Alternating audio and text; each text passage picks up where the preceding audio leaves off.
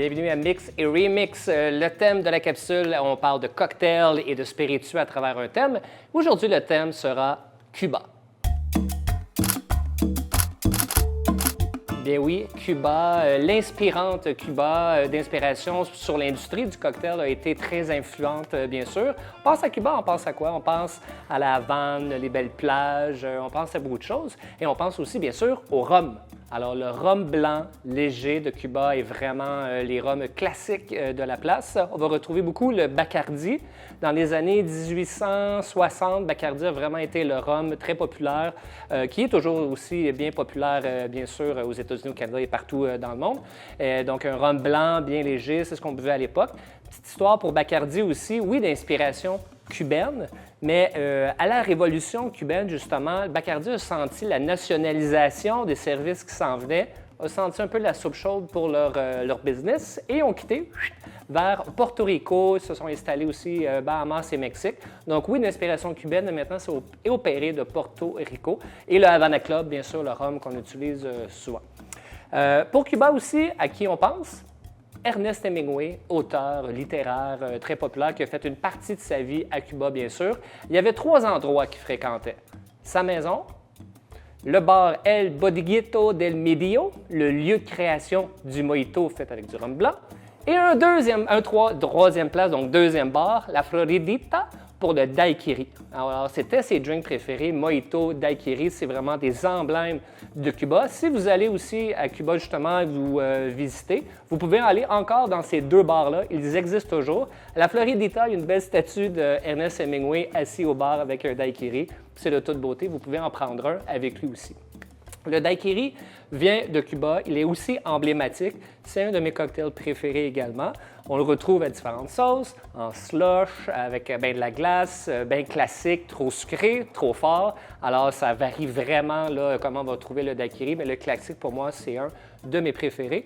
Alors, c'est ce que je vous propose aujourd'hui, un daiquiri, mais revisité.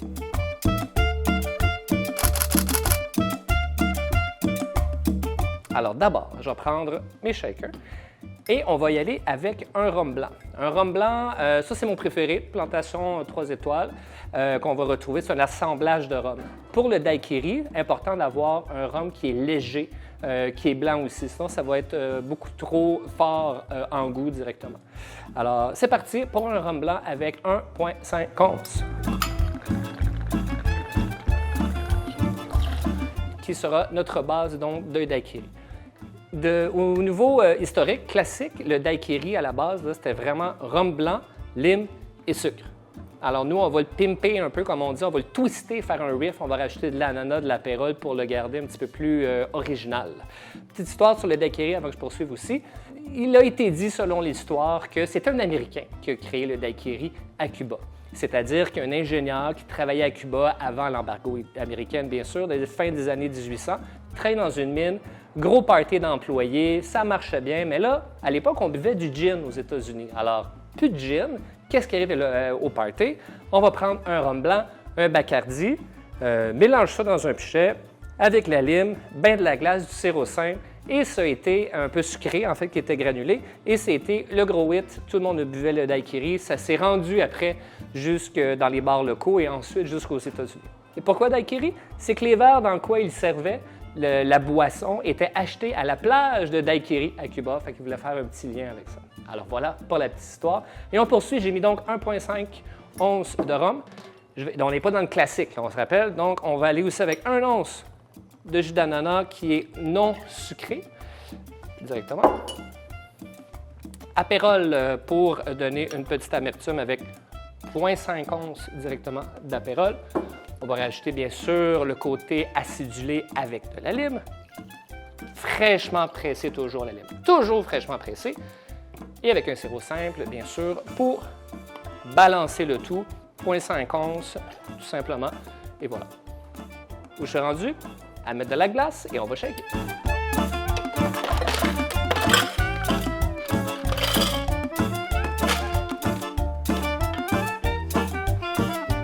Alors voilà pour le daiquiri revisité.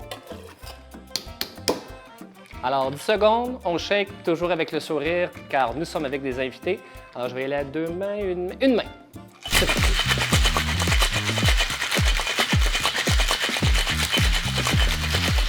chanson cubaine. Et voilà, j'ai suivi le rythme, bien sûr, de la salsa cubaine. Alors, nous allons utiliser un verre en coupe cette fois-ci, tout simplement bien classique, et on va double filtrer à ce moment-là notre cocktail. D'abord avec notre premier filtre et deuxième avec notre filtre ici pour les petits morceaux de glace.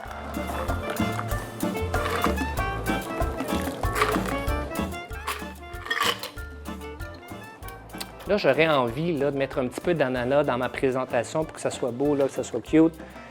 Je pense que j'ai des feuilles d'ananas que j'ai découpées, que je vais placer ici et que je vais vous tourner. Alors, qui est le daiquiri, donc ananas apérole classique mais revisité. Santé à la maison!